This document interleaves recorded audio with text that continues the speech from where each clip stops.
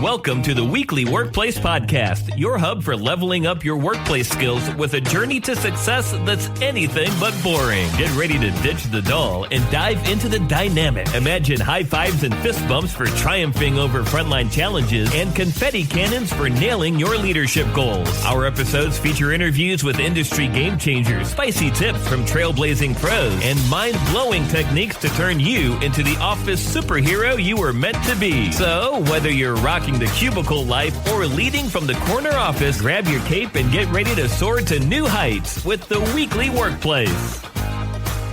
Welcome to the Weekly Workplace, where professionals come to find insights and inspiration for success. Back with you again today. Good morning. Hello. Hello. Can I just pause for a moment and tell you all how great it is to actually be on this series together? I felt like the whole beginning of this year, I did a bunch of these interviews with other people, and I missed our energy together too. Yeah, it had been 4 or 5 months, I felt like. It was. Yeah. It was. So we have more podcast recordings on the books, so we will be together for a few more of these episodes throughout the rest of the year.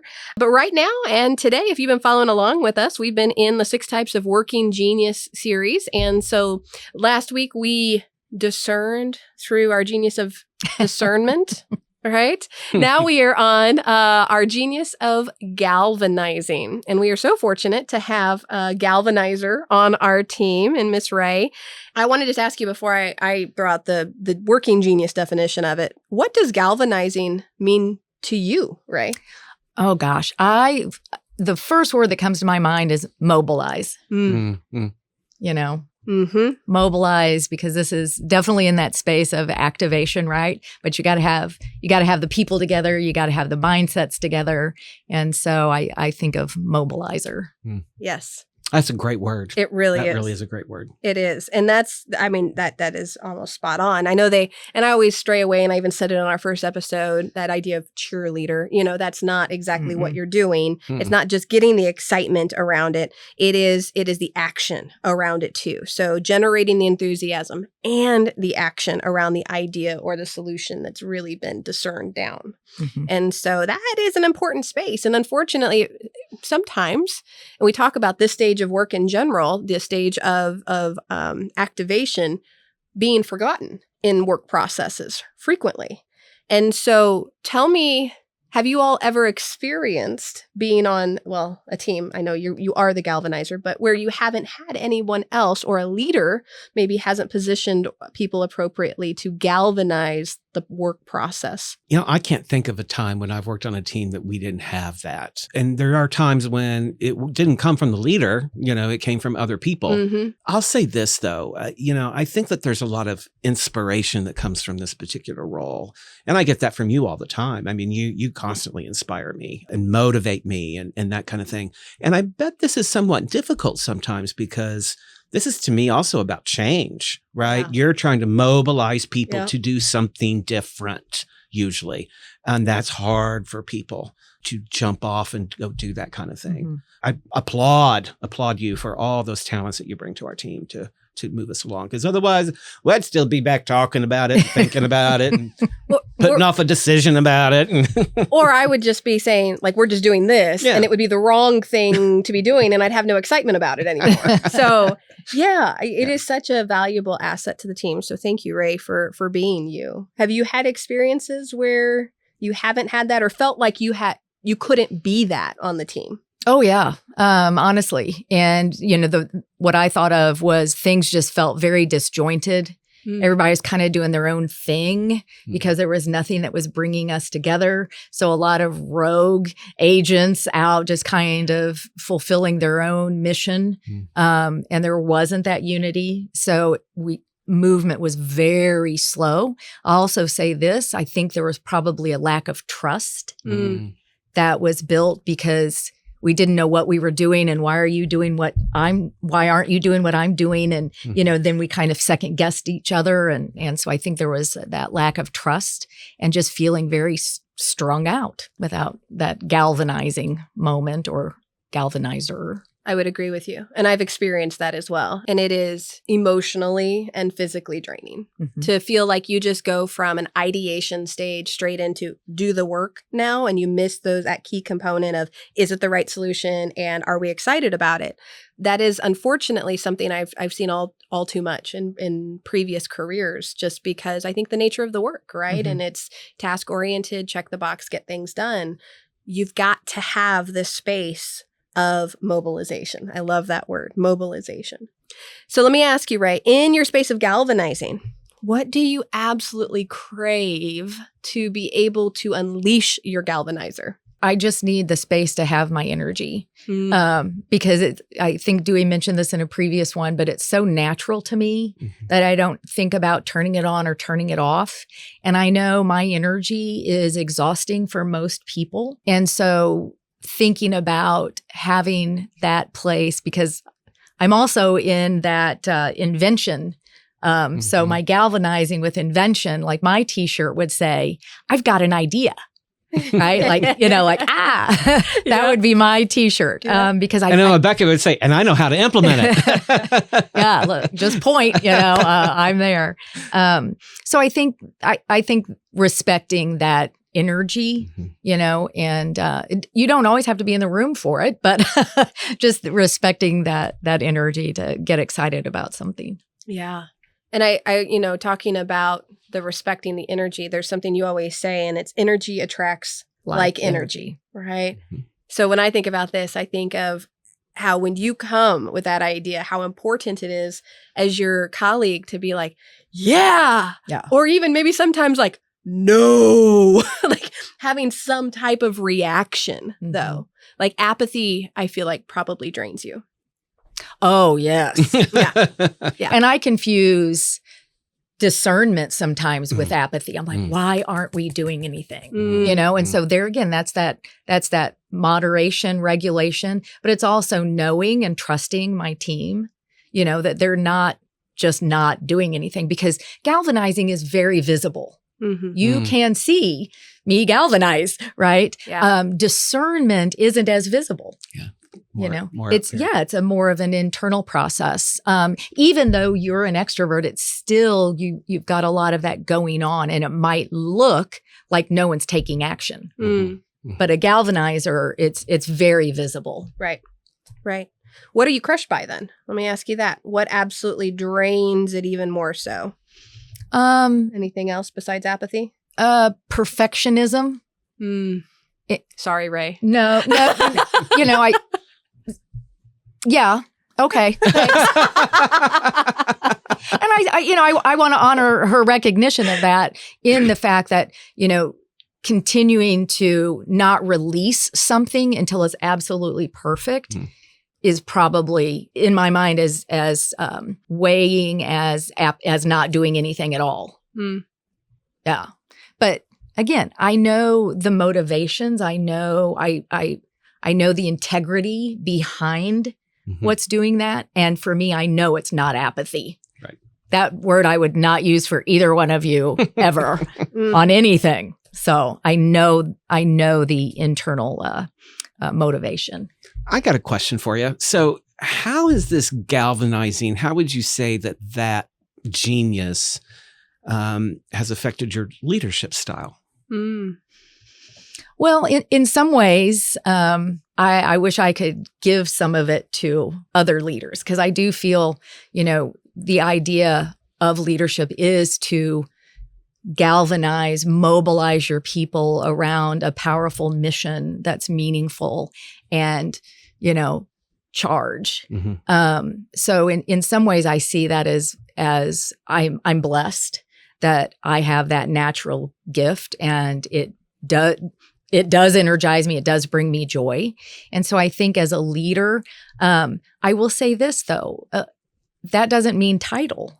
I use my galvanizing even as a committee member or, a board member or, in my neighborhood, I was the one that would, if we wanted to play kickball, I was the one that went door to door and gathered all the people and, kind of got things organized, because we just sit around like, oh, wouldn't it be fun to play kickball? I was like, okay, let's go play kickball. Like I gotcha. I gotcha.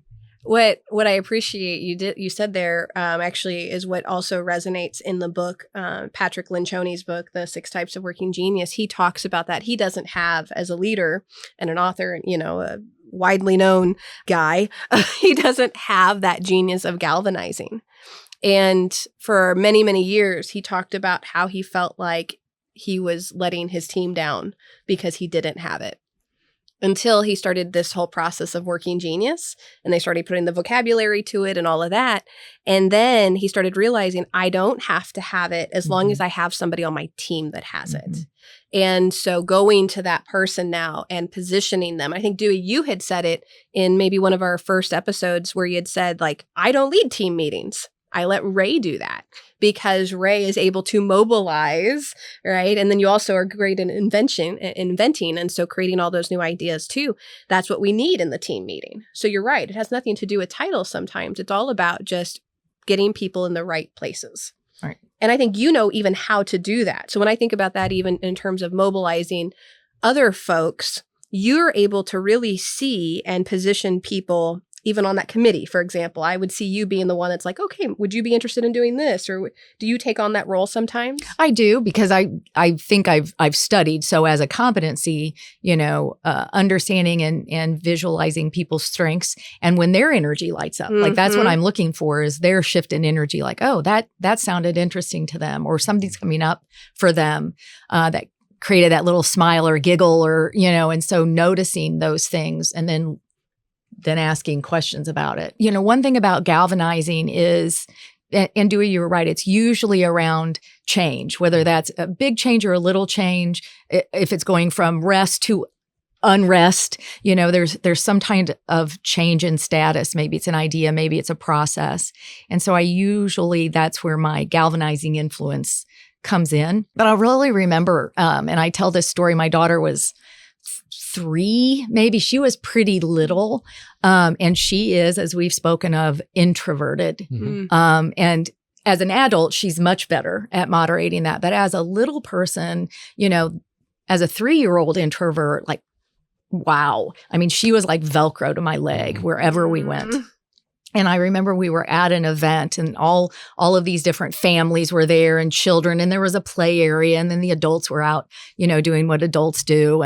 And so she was stuck to me, and I was like, I really would like her to play with the children. And so she had been watching them play, and you could tell it was like, oh, but she just couldn't bring herself to enter that group. And so we were standing there, and she kind of tugged on my pant leg, and she said, Mommy, will you do that thing that you do?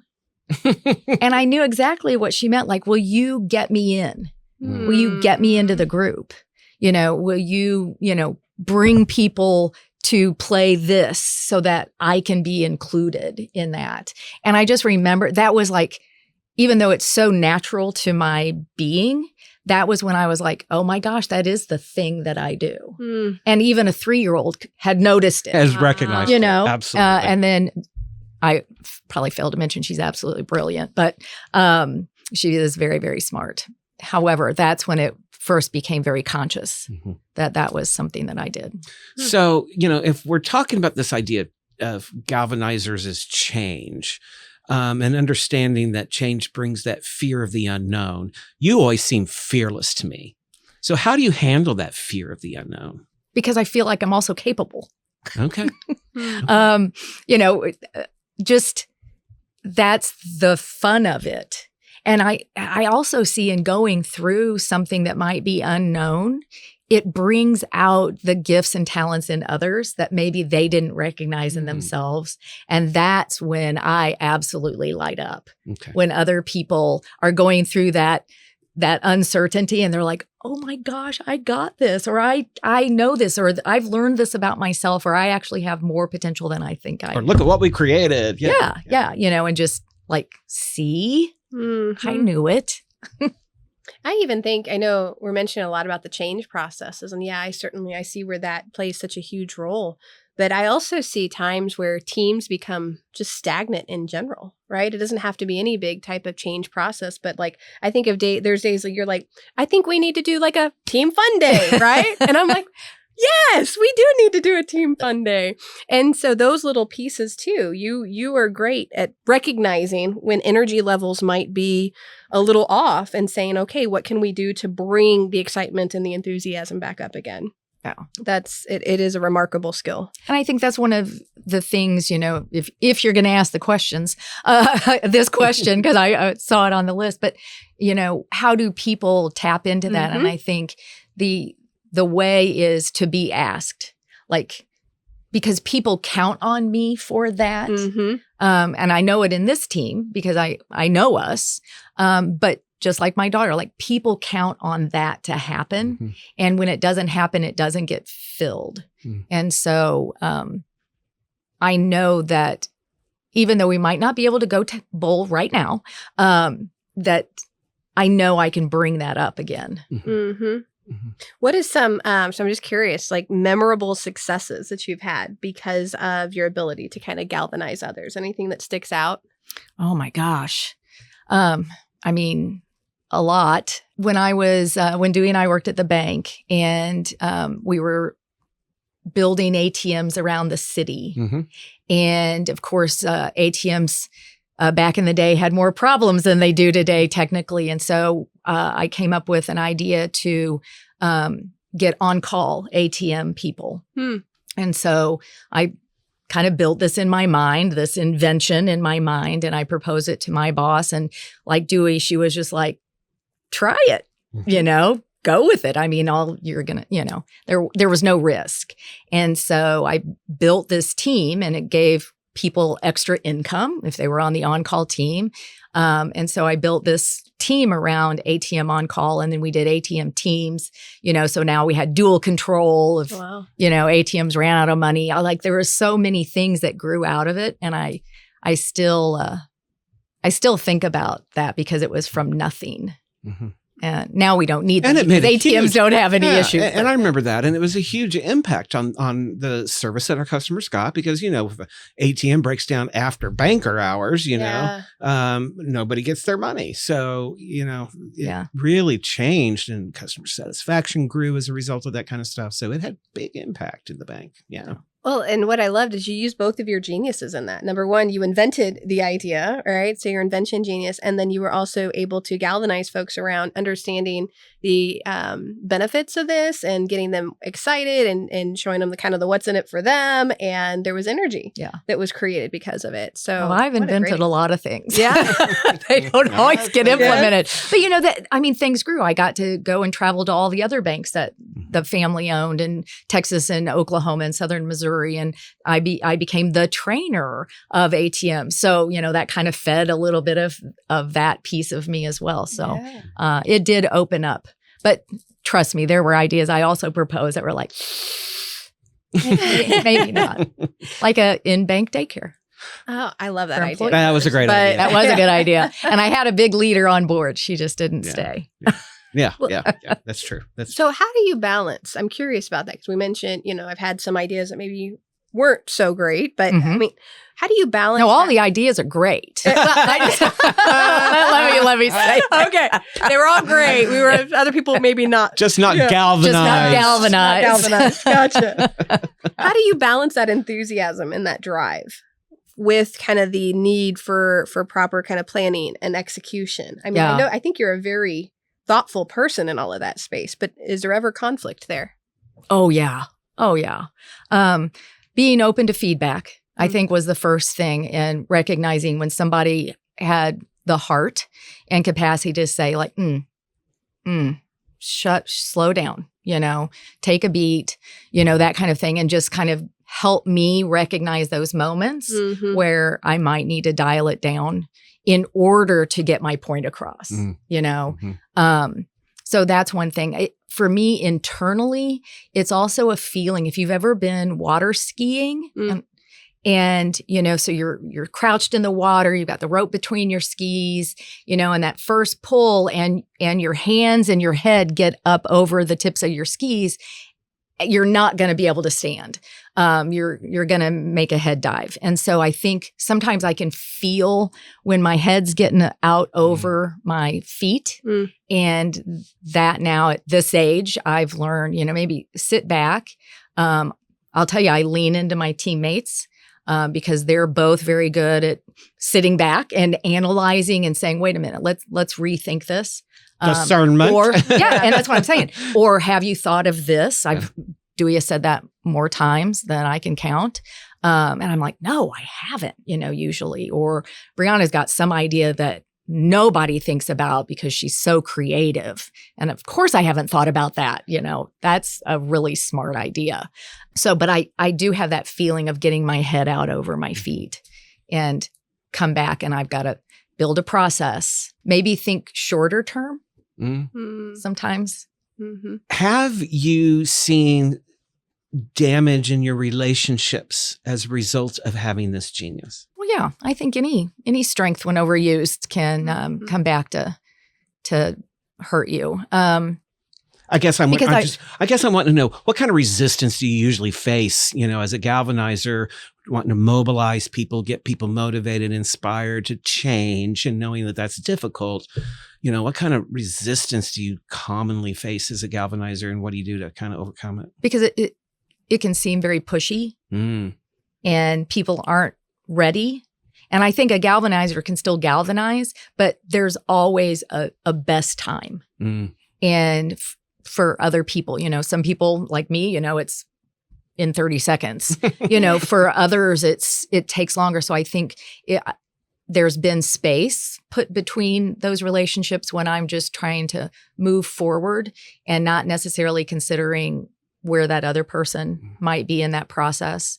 Or I'm not using the right motivation, and realizing, which I do more now than I ever did, was everybody does things for their own reason.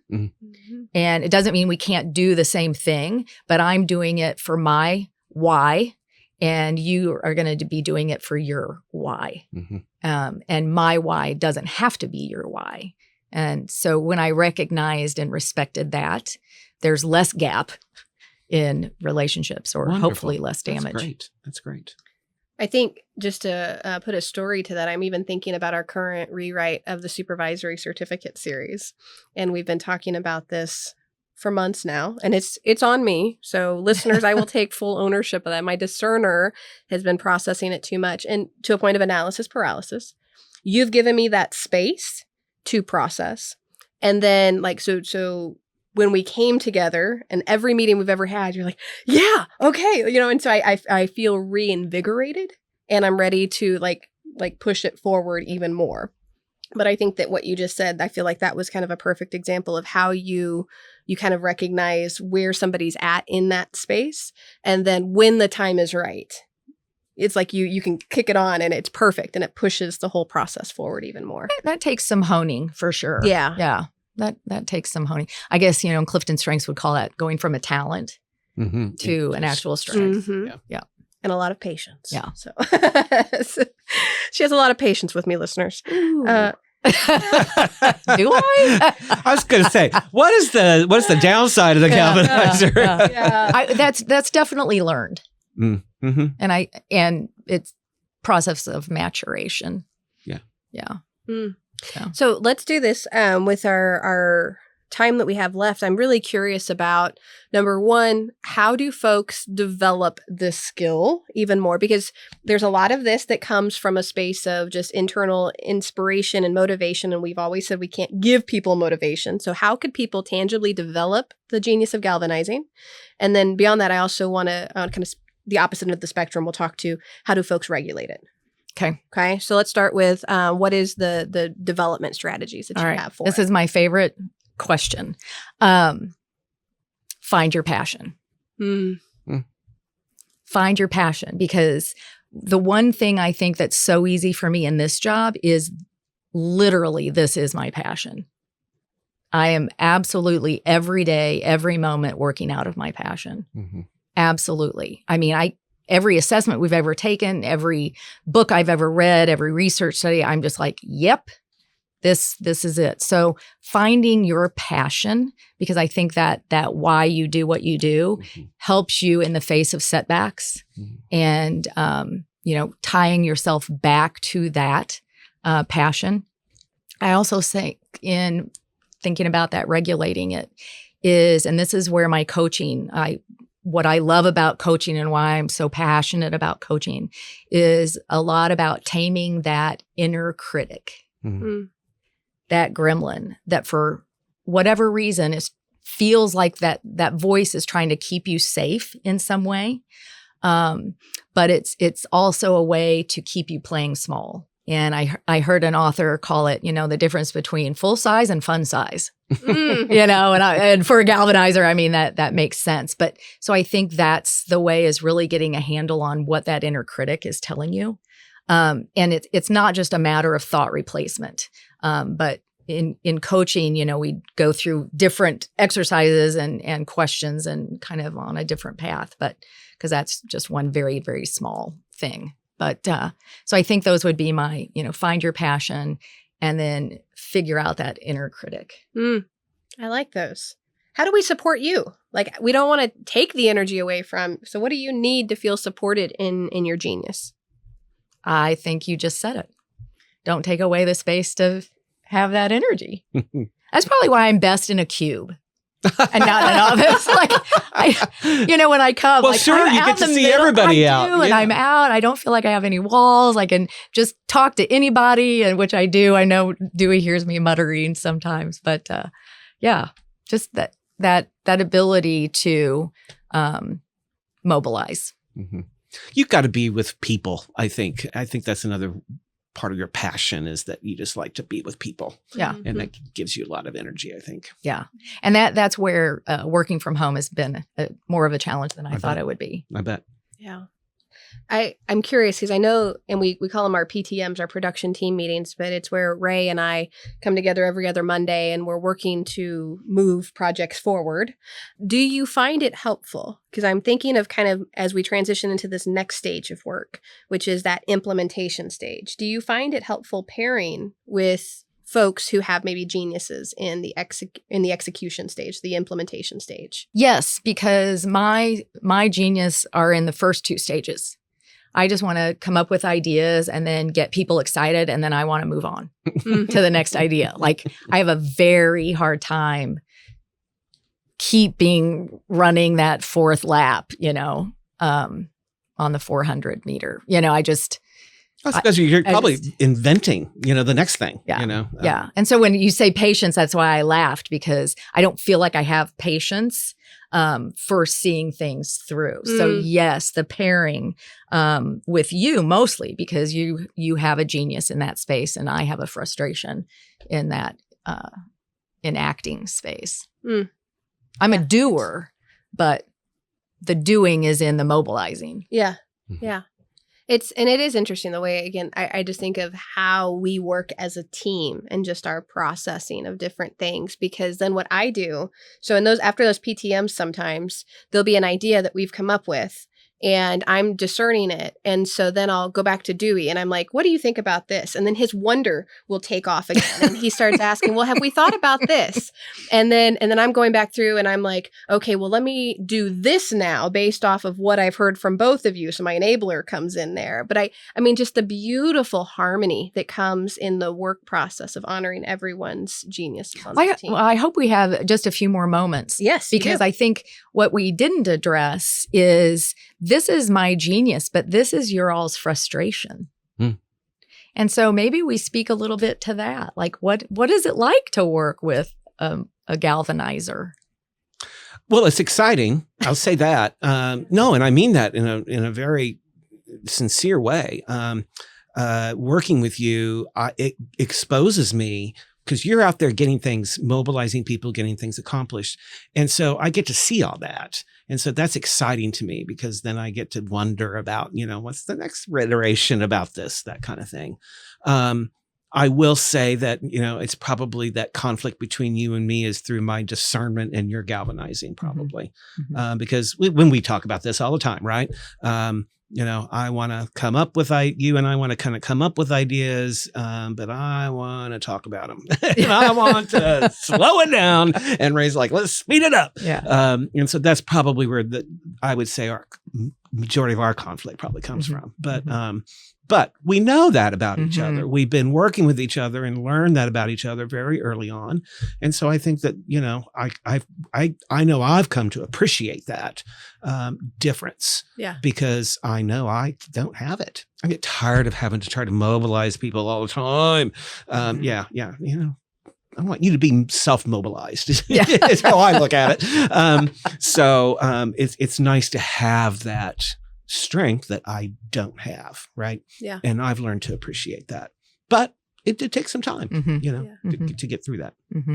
It's something that I envy. I mean, I think if I'm being completely vulnerable, I'm intimidated by it in the sense that when I see it, I'm like, that's that gremlin, right? What you talked about earlier, being aware of it. I'm like, I'm never going to be that good at getting people to rally around this idea. And I've seen it actually play out in other committees and boards and things that I'm on, because like I'll try and I'm like, I'm going to channel my inner Ray. I literally say that for the record. I'm channeling my inner Ray and I'm going to galvanize this group. And then my enabler kicks in and it's immediately like task. And people don't want to just focus on that all the time. And so for me, it's intimidating because it's like, I envy it because I want to be able to do it as well as you do it. But I feel intimidated in the sense that I don't think I ever will be. I appreciate it so much because I am personally, as an employee, that is my love language in sense of inspiration. Like I need the excitement and the energy to be able to continue to want to get up and come to work every day. So adding on like that layer of what you just said, Dewey, in the sense of I appreciate it. The discerner part of me makes it difficult sometimes too. And I'm going to speak specifically because I'm your employee. I don't ever want to come back or like rain on your parade, on something. And so it feels intimidating, I think is the best way to put it. But it is exciting and it's invigorating and it's something that I wish I could channel more of. That word has hit my performance evaluation times, intimidating, just that strong energy sometimes. And it can shut people down. Yeah. Yeah, it can. I think, and I guess with that, from my perspective at least, the only reason it would ever shut down is because I want to be able to give you more of that. And it's like, sometimes I can't channel it, and I'm like, I'm mad at myself because I can't do it. And I got enough for both of us. You do. I know. Don't ever worry about that one. And that's the whole thing. So this beautiful connection there between this idea, and we talked about it in episode 1, like the idea of understanding the geniuses of your team is not only to give you that common vocabulary, but for me, it is now to reduce the sense of guilt that I have for not having it. Because guess what? I got Ray. And so there's been times even where I'm like engaging with a client or something and I'm like, I don't have the energy for this. Ray, will you take this one, please? Yeah. And so we complement each other well, but I also leverage on the talents that you naturally have. So yeah, that's how I feel. Wow, you guys were awfully nice. I think we were both very honest. Okay. I so too. Okay. Yeah. What were you expecting us to say? Oh, I'm irritating, annoying, I'm loud. Never. Oh my. Well, you're all those things. No. Yeah. We need it. That's what I said. We do. I can't imagine. Well, I can because I've been on them. Not having that on a team. Yeah. It's exhausting. It might be exhausting to have it, but the opposite is worse, in my opinion. All right. Final thoughts, team, on this idea of galvanizing. If you don't have it on your team, that's what you've got to do is focus on the one thing that brings all of you together. Not the one thing you're doing, but the one reason, the one why, and learn to tell great stories. I bet that's helpful. That's very helpful. Yeah. Stories are kind of how we learn, right? Yeah. Stories kind of set an example for us to try to achieve. So great. I think it's the language of leadership, right? It's great storytelling. So that's very insightful. I just encourage everybody, if you're a discerner, go find yourself a galvanizer. Yeah. Yes. You can't have ours. I don't want to leave. Oh, well, we appreciate you, Ray, and everything you bring to the team. So thank you very much. And thanks for sharing a little bit of your stories as it relates to galvanizing. If you have more questions about this genius or any of the geniuses that we've been talking about, please shoot us an email, leave us a comment below. Our email is mti@missouri.edu. Next week, we are entering into the 5th. I can't believe it. We're already on the 5th working genius, the genius of enablement. And I'm sorry, team, but I come with this genius. Yes. And so this is a great genius, and I'll talk a little bit next week about how it can also be a little bit of a daunting genius to have as well. And so join us next week as we unleash our power of enablement. Until then, Go be great. And that's a wrap, folks. Thanks for tuning in to another episode of The Weekly Workplace. We hope you've been inspired, equipped, and ready to tackle whatever challenges come your way. But before you go, remember, the journey to success never stops. Keep grinding, keep growing, and keep striving for greatness. And hey, if you want to stay ahead of the game and never miss an episode, make sure you hit that subscribe button and turn on notifications. Don't forget to leave a comment and let us know what you thought of today's show. Your feedback fuels our fire. Also, show us some love by liking and sharing this podcast with your friends, colleagues, and fellow go-getters. Together, let's spread the knowledge and empower more professionals to reach their full potential. For even more tools and resources to elevate your career, check out the Missouri Training Institute. So until next time, keep hustling, keep learning, and keep dominating the workplace.